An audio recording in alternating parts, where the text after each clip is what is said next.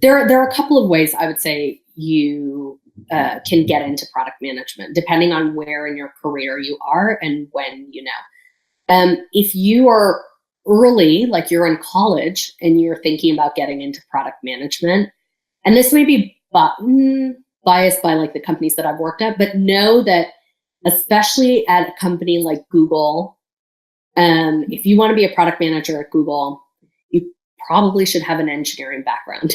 and and if you're an undergrad, that would mean you're probably going to need to do an engineering degree. And so having an engineering background, I have found just helps add a lot of legitimacy to your attempting to be a PM, depending if you're looking at more technical companies like Google. Google preferences you're having an engineering background. Also, so let's talk about undergrads. Any type of like business or marketing background helps.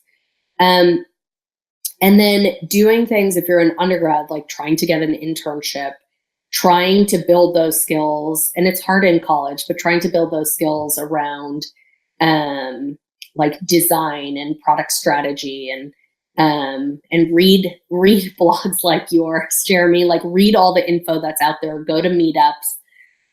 Even when you're an undergrad, I think that's important.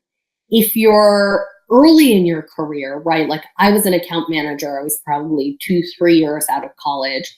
And then I decided that I wanted to move into product management. My recommendation always to people is really to think about how do some of the skills that you have today translate into the types of skills that you need to be a product manager. And I think the types of skills that people always look for in product management are some basic like design sense. Do you understand how to assess customer needs and how to translate that into a product solution?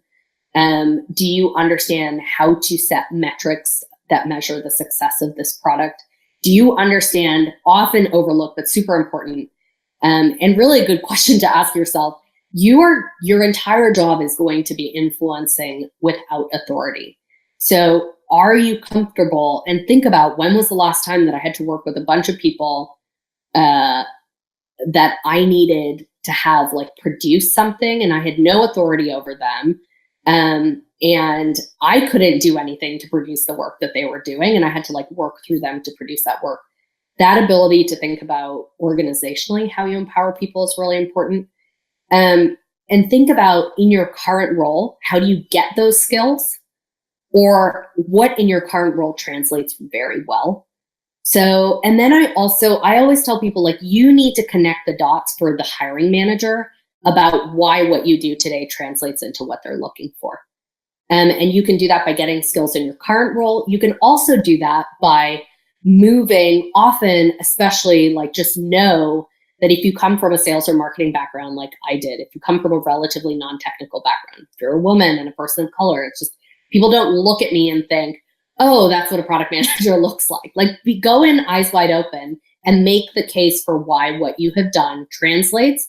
Also be willing, initially I was like, I'm an account manager. I want to be a product manager. And I quickly realized that nobody was ready to have me make that move. So I took on this voice of customer role where I moved closer to product management and working with engineering. I understood everything that a PM went through.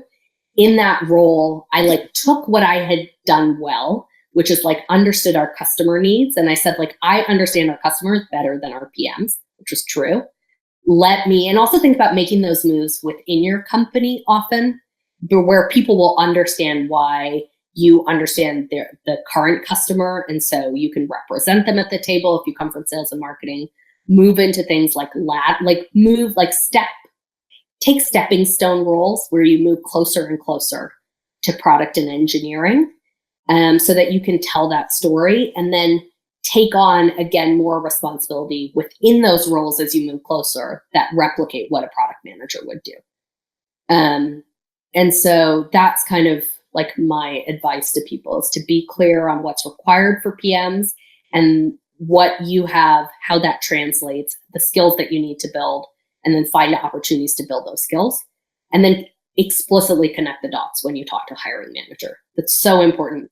A lot of people assume that I, as a hiring manager, and I've just gone through a ton of hiring, like talking to a ton of candidates, don't assume that what's on your resume is easily parsable for somebody, you know? So like tell them exactly why.